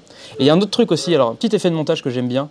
Au tout début, je ne sais pas si vous l'avez vu, quand on vous présente la secrétaire, vous avez vu comment on vous la présente pour faire qu'elle soit prise au sérieux? Hein? Hein? Oui, on voit une photo soi-disant où c'est elle plus jeune, alors que bon, c'est juste une image d'archive, c'est pas du tout elle sur la photo, et en fait on utilise un fondu enchaîné, donc ça c'est quelque chose qui est très très utilisé au cinéma. Le fondu, c'est quelque chose qui donne l'impression, hop, c'est juste là, ce fondu enchaîné là, hop là. Donc on superpose la personne sur cette jeune femme, c'est pas du tout la même personne, on nous fait croire que c'est la même personne, donc c'est ça qui atteste, en fait, entre guillemets, c'est encore une image d'archive qui atteste de l'existence de cette personne qui est pourtant totalement fictif. Alors bien sûr, qui dit supercherie, donc j'arrive un petit peu à la fin quand même. Donc voilà, donc on a vu qu'il fallait que ça se base donc, sur quelque chose de vrai, donc on a vu un petit peu sur les codes du documentaire qu'il réutilisait. On a vu comment il fait pour mettre le faux dans le vrai, donc pour nous avoir. Maintenant, on va essayer de voir comment il fait pour nous faire sortir de la supercherie. Comment est-ce que Karel fait pour essayer de nous faire sortir de là-dessus? Donc là, on a déjà vu, il y a déjà un indice là-dessus sur le montage un peu très bizarre au début où on fait croire qu'ils sont tous dans la même pièce. Donc ça, si on est un peu attentif, mais même moi, je me suis fait avoir la première fois que j'ai vu le film, hein, j'ai pas du tout vu le machin. Hein. Et c'est surtout à la fin, en fait, qu'il va aligner donc les indices. Est-ce que les changements de cadre aussi, qui souvent ont un impact, puisqu'on remarque qu'il y a quand même parfois, ils recentrent par des formats plus carrés plusieurs fois dans le temps quand ça fait les gens.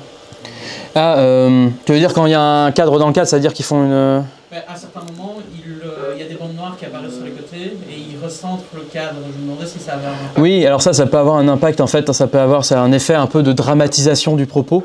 Ça peut essayer de nous inclure un peu plus dans le propos. C'est une technique de mise en scène qui peut faire pour essayer de nous accrocher un petit peu plus à ce qui est dit ou à redonner de l'importance à ce qui est dit en faisant c'est un espèce de zoom, c'est ça que tu définis ce que j'ai pas. Non, c'était vraiment les bandes noires sur le côté qui grossissent. Ah oui. À plusieurs moments, on a un plan plus large et puis d'un coup les bandes noires sur le côté apparaissent et je me demandais si ça avait un rapport. Non, je pense. Est-ce que c'est pas un côté faire une fausse authenticité? Non, je pense que je pense que c'est plus basique que ça. C'est juste un problème de format d'image. Je pense que c'est plus ça. C'est au milieu d'une scène qui est une vraie fausse authenticité. Peut-être, ça peut être ça aussi. Hein. Ça peut être. On peut tout imaginer après. Donc, alors là, je vous passe un extrait. Donc là, vous allez essayer de voir un peu comment est-ce que Carrel essaye de démonter son propre mensonge en nous interpellant. L'unité d'élite de la CIA apprend à parler la langue locale avant de se lancer à la poursuite des fugitifs. Alors oui, bon, effectivement, je reprécise le contexte, parce qu'effectivement, si je vous montre le truc comme ça... Donc là, on a un peu plutôt là, donc on arrive à la fin du film. Donc les techniciens du film se sont barrés, parce qu'en fait, Nixon a tellement peur que la supercherie soit découverte qu'il veut faire assassiner tout le monde sur tous les techniciens. Donc les techniciens, donc c'est de Hong Kong que parle, donc décident de se réfugier au Vietnam. Et donc voilà, après, toute la suite donc, va être à propos en fait, de la traque en fait, des techniciens du film, par Nixon. Rompus aux techniques de la guérilla, ces professionnels du déguisement connaissent sur le bout des doigts les multiples façons de se fondre. Oui, c'est des techniciens de la CIA.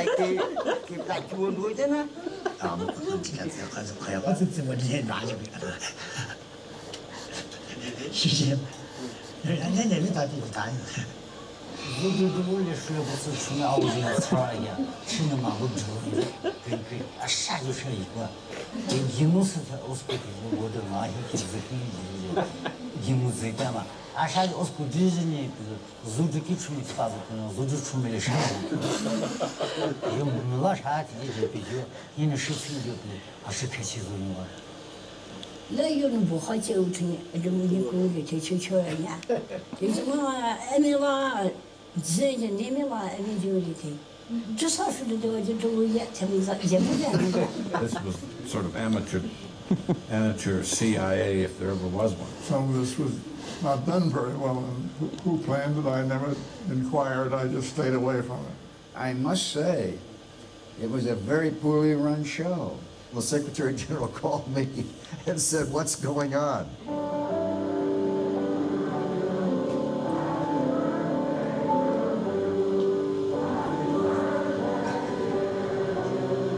À la Maison-Blanche, Nixon fête son anniversaire avec quelques amis. C'est un peu plus tard dans la soirée, alors qu'il dîne avec sa femme dans un restaurant chinois, que le président reçoit une note l'informant de l'échec de l'opération. Il décide alors de changer de méthode. We had people who knew how to do those things. Presidents, under the pressure of office, have to do a lot of dumb things sometimes. Nixon drank. And not a lot, but he was one of these people that one drink.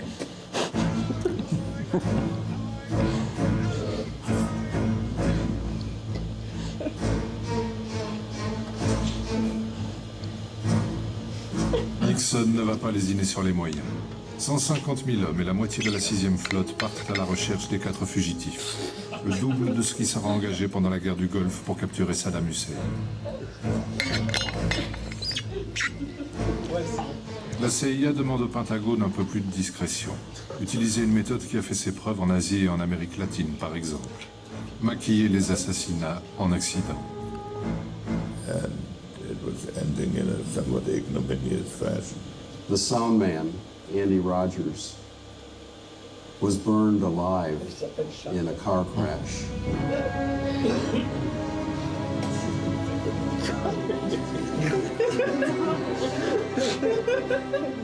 Jim Gao, the assistant director, was found drowned in a swimming pool in his backyard. Vince Brown was found in Patagonia, cut up in little pieces, but the police claimed it was a suicide. Vince Brown, le régisseur, a été retrouvé et abattu sur un îlot désert des îles Kerguelen. La CIA avait poussé le cynisme jusqu'à filmer son élimination.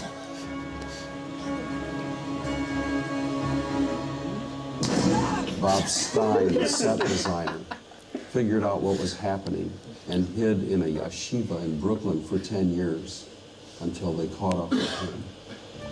Bon, je vous passe la yeshiva parce qu'on va pas avoir trop le temps. Mais enfin voilà, donc voilà. Alors comment Karel ici, il essaye de nous faire prendre conscience un peu de la supercherie qu'il a mis dès le début en fait. C'est n'importe quoi. Mais c'est l'humour. C'est tellement gros. Ouais, mais dans la... Alors oui, effectivement, c'est très gros. Mais le problème, c'est qu'en fait, dans le rythme... Là, je vous montre ça, on est là, on sait ce que c'est un documentaire. En fait, en vrai, quand on est dans le truc du documentaire, en fait, on ne le voit même pas, en fait, ça. C'est assez incroyable, mais ça, on ne le voit même pas. Qu'est-ce qu'il utilise comme... Enfin, c'est vrai que... Alors, c'est gros, donc le truc gros doit nous alerter. Donc, ça joue sur des clichés, effectivement. Donc, ils vont essayer de nous alerter. Et qu'est-ce qu'il utilise aussi comme... Ouais. Mais l'humour est de plus en plus fort. Enfin, au début, il y a juste un tout petit peu d'humour dans...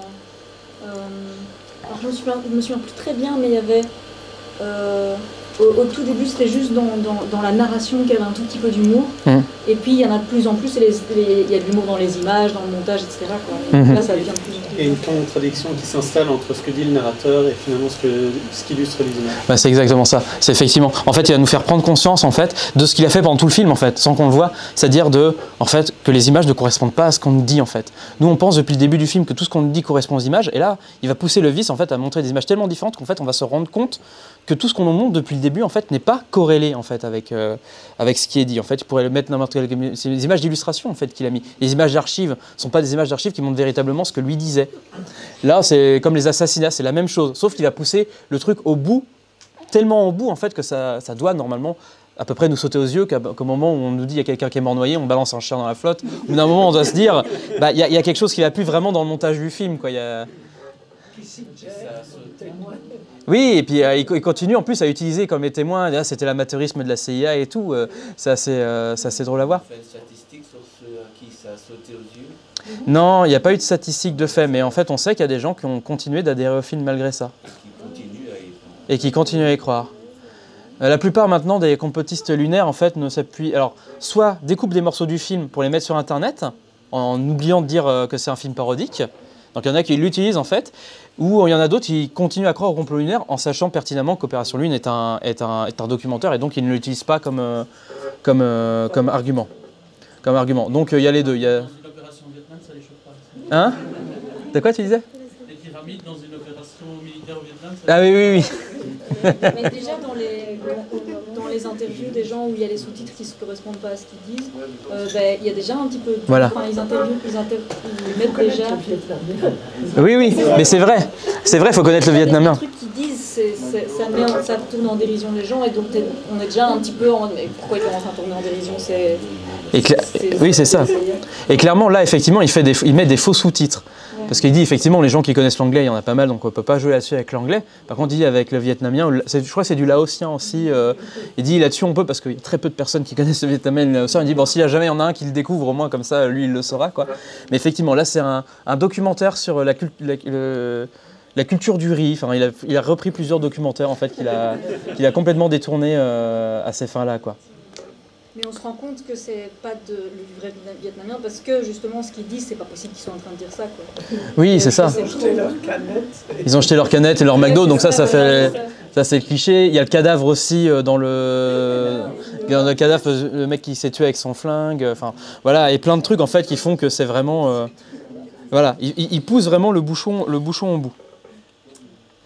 Et donc hop, j'en arrive à la fin de mon propos. Alors, il faut savoir que le film finit par, en fait, à la fin, un bêtisier. en fait, où on voit donc les vrais acteurs dire, alors notamment vous avez quelqu'un qui parle devant la Statue de la Liberté. Et ce qui est drôle, c'est que c'est pas la Statue de la Liberté de New York, c'est la Statue de la Liberté qui est à Paris, donc la version miniature.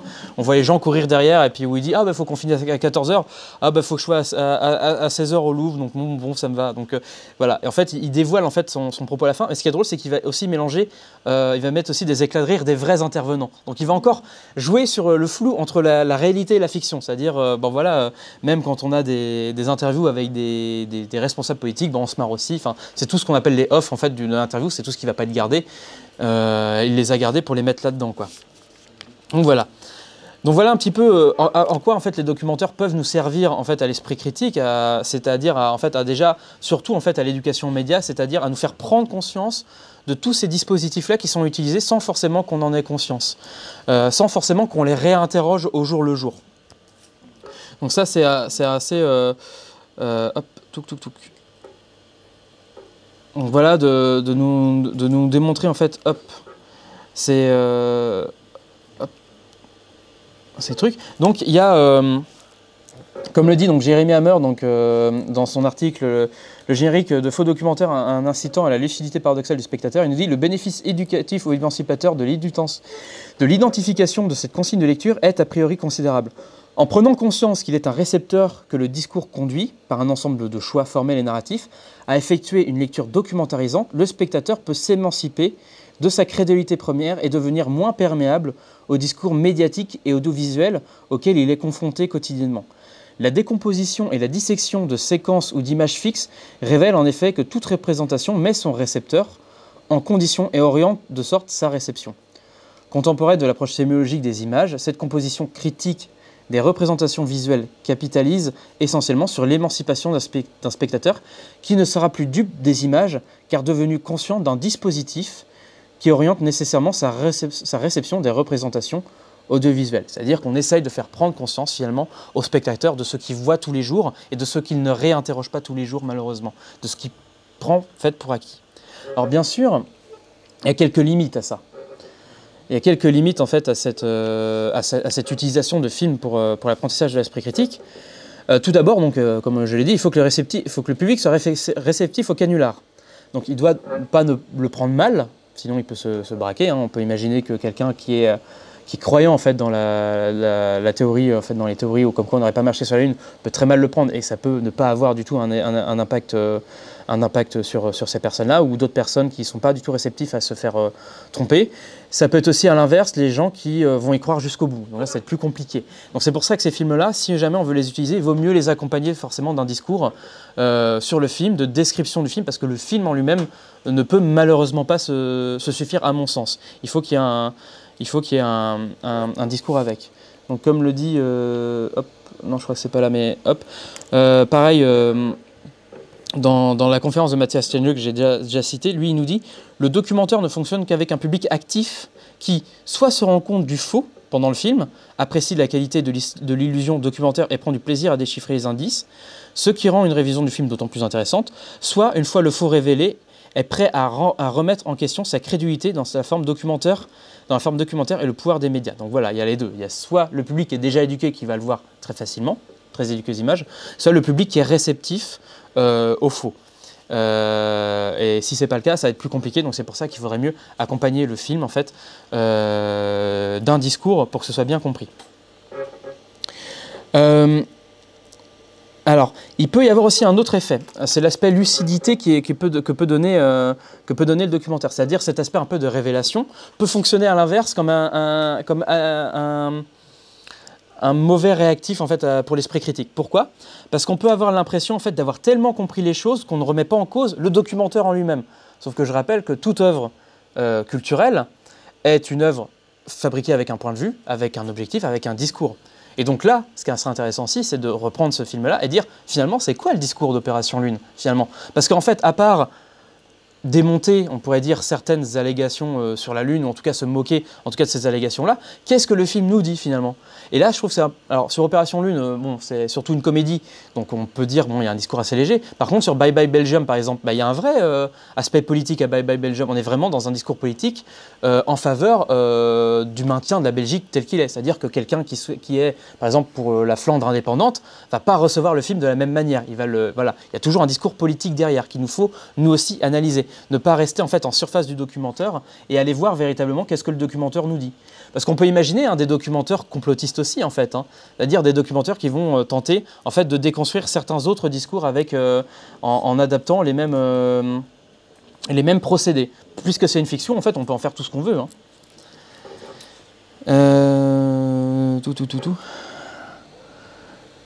Voilà, c'est ce que je disais. Donc cette neutralisation de la posture critique par excès de dévoilement émancipateur, c'est drôle, ça rappelle un peu la zététique pour ceux qui sont dedans. C'est-à-dire à partir du moment où on nous donne plein d'outils, on a l'impression d'être les rois du monde, sauf qu'en fait c'est pas du tout le cas. Donc à partir d'une expérience strictement subjective peut être comprise comme un abandon à l'auteur du film auquel on attribue le pouvoir exclusif de distinguer le vrai du faux. Donc c'est-à-dire en fait, on peut aussi déléguer notre esprit critique en fait finalement au réalisateur du film. Donc ce qui n'est pas forcément non plus une manne. Donc il faut aussi garder un esprit critique sur la forme du film, sur la première vision qu'on a du film, c'est-à-dire la vision premier degré où on tombe dans le panneau, mais il faut aussi garder une vision critique du second degré du film, c'est-à-dire en fait finalement qu'est-ce que le discours met quel est le discours que met véritablement le film en avant. Donc voilà. Donc pareil, le documentaire, on peut le voir comme un émancipateur, mais enfin, voilà, c'est aussi toujours une œuvre politique. Du côté de Peter Watkins, par exemple, avec ses documentaires, sont quasiment tous des documentaires militants, anti-prolifération des armes nucléaires avec la bombe et antifascistes avec Punishment Park. Avec le procédé en fait, du documentaire, il nous pousse à imaginer des situations potentiellement vraisemblables. Donc voilà, il y a d'autres utilisations du documentaire que de nous révéler... que juste en fait nous révéler certaines manipulations médiatiques. Et notre degré d'adhésion peut également indiquer finalement à quel point ces situations pourraient être réalistes. C'est un peu le cas avec Bye Bye Belgium. Finalement, le fait que les gens aient autant adhéré finalement à ce discours-là veut dire que finalement peut-être que c'est un peu réaliste quoi, comme idée. Donc voilà, en fait, je conclurai juste avec une phrase, peu importe nos idées, finalement, il faut garder à l'esprit que toute œuvre défend un discours et une position, et qu'on ne peut occulter finalement ce discours et cette position quand on fait la promotion aussi de l'esprit critique. Donc gardons un esprit critique sur les médias, utilisons les documentaires pour nous éduquer sur comment les médias fonctionnent, avec quel procédé, avec quelle esthétique, et comment est-ce qu'on peut déconstruire ça pour mieux les comprendre, mieux comprendre comment ils sont construits, et gardons un esprit critique sur les documentaires eux-mêmes, parce qu'eux aussi peuvent, s'ils mentent premier degré, ils peuvent aussi très bien mentir deuxième degré. Et finalement, c'est peut-être véritablement Stanley Kubrick qui a filmé le film sur la Lune, mais ça, je vous laisse en décider vous-même. Voilà.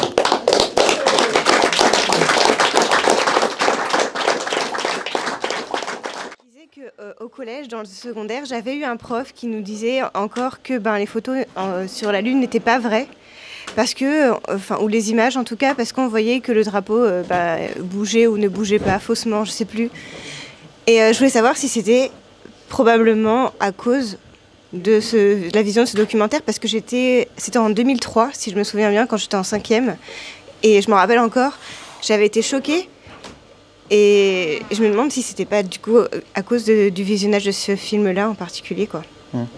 En fait, ça je pourrais pas trop dire. Et je sais pas s'ils en parlent dans le film en fait. Alors si. En fait, il y a un moment dans le film où il y a Dimitri Muflet, donc pour ceux qui sont cinéphiles, parce que tous les faux témoignages ont un nom en fait d'une personnalité en fait dans l'histoire du cinéma, enfin de personnages en fait mythiques de l'histoire du cinéma.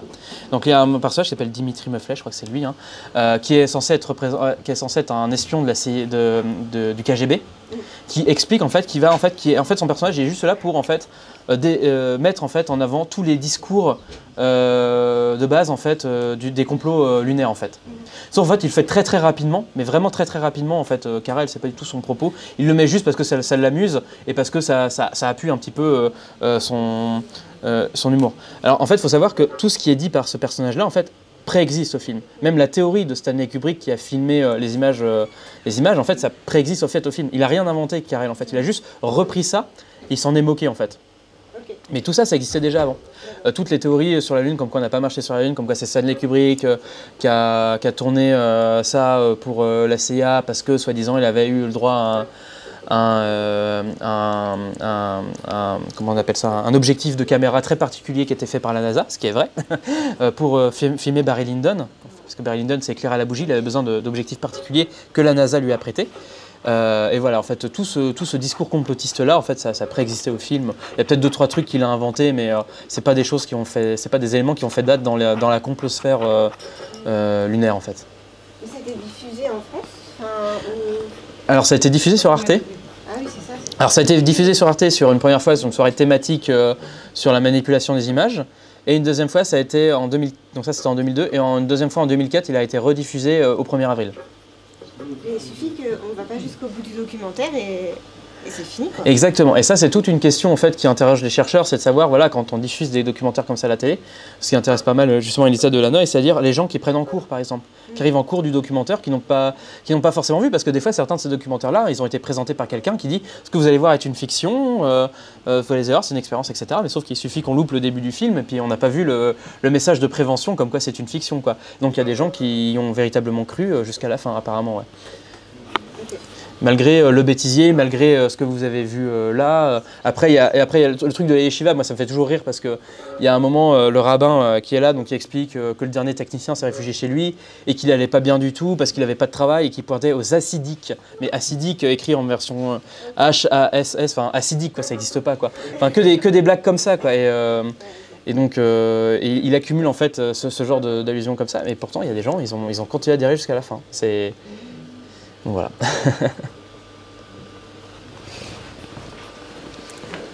Merci. Documentaire ou documenteur et intelligence artificielle. Donc à l'heure où maintenant on peut faire dire n'importe quoi à n'importe qui d'une façon très réaliste, est-ce que j'ai entendu dire qu'il y a des discussions sur une directive au niveau européen pour je crois, montrer quand le travail d'une intelligence artificielle est fait, qu'il faut le documenter. Mais je ne sais pas où en sont les discussions à ce point de vue-là. Oui, alors j'avoue que moi, ce n'est pas trop mon sujet, donc je ne sais pas trop sur l'intelligence artificielle. Par contre, ce que je peux dire, et peut-être qui est en fait un peu une illusion avec l'intelligence artificielle, c'est qu'on a l'impression que tout est vrai depuis l'intelligence artificielle. Donc ça fait comme si toutes les images sur Internet avant étaient vraies. Ouf. Maintenant, l'intelligence artificielle, on ne peut plus y croire. Ben non, en fait, même une image de quelqu'un qui dit quelque chose, comme on l'a vu là, hein, c'est des gens qui ont tenu véritablement des discours comme ça. Mais il suffit qu'ils soient mis dans un montage, qu'ils soient coupés d'une certaine manière. Et ils disent plus du tout la même chose, donc je suis pas sûr que les personnes qui ont donné ces interviews, s'ils voient le film, ils soient très contents de ce qu'on leur a fait dire finalement dans le film, quoi. Donc en fait, c'est ça qui est assez intéressant avec l'IA. J'ai l'impression qu'on s'ancre beaucoup sur les fakes de l'IA, mais en fait, il y aura toujours des fakes, enfin des choses qui vont être manipulées à côté. On pourra se dire, ah ben ouf, c'est pas une IA, enfin, j'ai un logiciel qui a détecté que c'est pas une IA, donc c'est vrai. Oui, mais sauf qu'il y a un montage, il y a une manipulation quand même, quoi. C'est toujours se méfier des images, et c'est aussi en partie mon propos, c'est-à-dire que les images d'archives, les images qu'on nous montre, elles sont toujours issues d'un contexte particulier, d'un point de vue particulier. Il faut toujours mettre ça, il faut généralement toujours remettre ça en question pour essayer de comprendre en fait comment en fait sont construits ces discours-là, et notamment par exemple à la télévision, parce que c'est l'art en fait de faire ça. Les petits sujets télévisés au journal de 20h par exemple, William Carell les dénonce. Il dit très bien que voilà, moi j'ai utilisé exactement les mêmes procédés, et ça nous réinterroge sur finalement à quel point on est capable de nous mentir en fait dans les médias. Parce que en fait, la forme et l'image en fait n'est pas une preuve en soi. Et l'image peut apporter quelques éléments d'information, ça c'est sûr, hein, parce que l'image quand même dit quelque chose, elle n'est pas muette. C'est pas en le mettant dans un montage qu'elle dit quelque chose, elle dit quelque chose de base, mais en fait elle dit quelque chose de flou, c'est des indications. Elle ne dit rien de vraiment, en fait on a tendance à toujours surinterpréter les images en fait. Dès qu'on voit une image, on a tendance à toujours surinterpréter, on fait habiter le hors-champ, on lui donne un sens, une signification qu'elle n'a pas forcément de base, quoi. Et donc, moi, l'IA, oui, c'est une question supplémentaire, mais soyons déjà aussi assez méfiants des images qui même ne sont pas générées par des IA. Parce que pour l'instant, les images générées par des IA, pour l'instant, on arrive à les détecter. Et après, ça évoluera sans doute, mais on n'a pas attendu l'IA pour faire des fakes, on n'a pas attendu l'IA pour même faire des fausses images. Et ce qui est drôle, c'est que même Carell, dans son film, il n'a pas utilisé de fausses images, il en a utilisé qu'une ou deux, je crois. En tout, il a un moment où il y a une photo de Kubrick sur la Lune, qui est plus un indice en fait que véritablement un mensonge, parce que bien sûr le film est parsemé d'indices en fait, hein, comme on l'a dit, le montage avec les personnes, la photo de Kubrick sur la Lune. À un moment, ils disent, bah voilà, vu qu'Hollywood est rentré dans la NASA un peu parce que voilà, fallait une ambition cinématographique, et ben on a bougé le pas de la fusée pour le mettre en contre-jour. Comme dit Karel, il suffisait de bouger la caméra au lieu de bouger le pas de la fusée, quoi. Ou alors on a emballé le LEM dans du papier d'or pour que ça fasse un peu plus classe. Ben non, c'est juste des productions thermiques en fait. Donc voilà, en fait, il a parsemé son film d'indices. Mais comme quoi, en fait, on peut faire dire n'importe quoi aux images à partir du moment où on applique un discours dessus. Et ça, je pense, ça peut être un exercice intéressant, par exemple, à faire avec des étudiants, c'est-à-dire on prend un sujet télévisé, on enlève le son, et puis on dit, bah, faites votre sujet télévisé, vous gardez les images, mais vous changez juste le commentaire. Puis je pense qu'on va avoir 10 trucs différents qui vont parler de choses complètement différentes, en fait. Donc les images en soi, non, voilà, il faut leur donner un sens pour qu'elles aient véritablement un sens. Je me suis un peu égaré. Par contre, sur la peur des IA, j'ai l'impression que la grève des scénaristes et de ça, et des acteurs, justement. Sur la peur des IA, j'ai l'impression que la grève des scénaristes et des acteurs qui se termine, là, pour le moment, à Hollywood, a justement gagné beaucoup là-dessus, quoi, sur ce point-là, justement, quoi. Bah là, la peur, en fait, des scénaristes, je crois, à la base, et que les acteurs les ont rejoints, c'est la peur, en fait, que leur boulot, en fait, soit moins bien rémunéré, enfin, soit dévalorisé, en fait, par l'utilisation d'IA. Et c'est-à-dire qu'effectivement, si Hollywood fait écrire ses scénarios par des IA, il n'y a plus besoin de scénaristes, quoi. Et donc ça fait effectivement ça fait très peur aux scénaristes, quoi. Et surtout quand on sait la soupe que sert généralement Hollywood, hein, il y a des films, en fait, il n'y a pas vraiment besoin de scénaristes très talentueux dessus, quoi, malheureusement. Donc effectivement, il y a certains métiers, en fait, qui se voient menacés par l'IA. Et ça, c'est un vrai danger pour le coup. Ouais. Je me demandais s'il y avait déjà, si on pouvait trouver des documentaires qui étaient destinés à un jeune public, parce que c'est super intéressant d'avoir des documentaires comme ça qui peuvent être visionnés par des adultes, mais à ce moment-là, ils doivent déjà déconstruire des codes qu'ils ont acquis depuis qu'ils sont jeunes, alors que ce serait peut-être bien aussi de montrer ce genre de choses, bon, adapté à l'âge évidemment, mais à un plus jeune public pour qu'ils questionnent ça plus tôt, en fait. Est-ce qu'il y en a déjà? Alors, est-ce qu'il y en a? Je pense que ça doit pouvoir se trouver, mais là, j'en ai pas qui me viennent. Alors après, je sais qu'il y a un court-métrage documentaire que j'ai trouvé en cherchant un peu sur Internet qui parle du Dahu. Donc c'est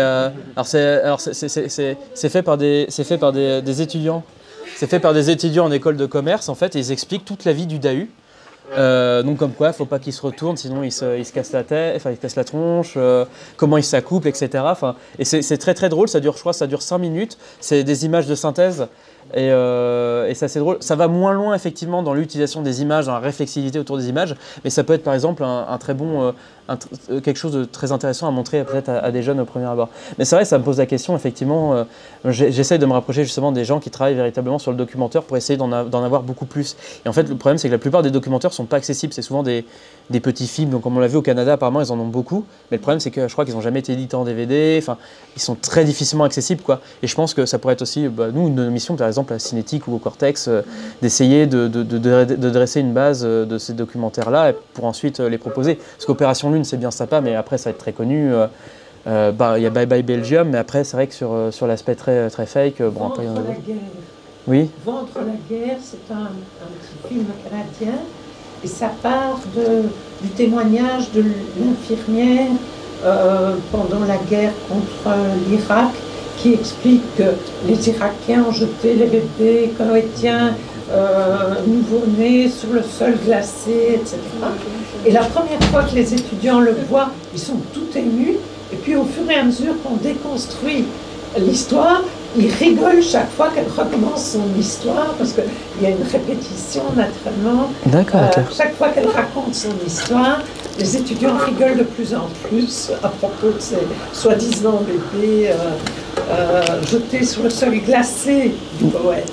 D'accord, ok. C'est vendre la guerre, c'est ça? Sur le jeune public, il y a le Brass à Bruxelles qui avait fait un outil qui s'appelle Décode et qui s'appuie justement sur un des modules, ça s'appuie sur Opération Lune. Je pense qu'il est encore sur leur site, on peut trouver les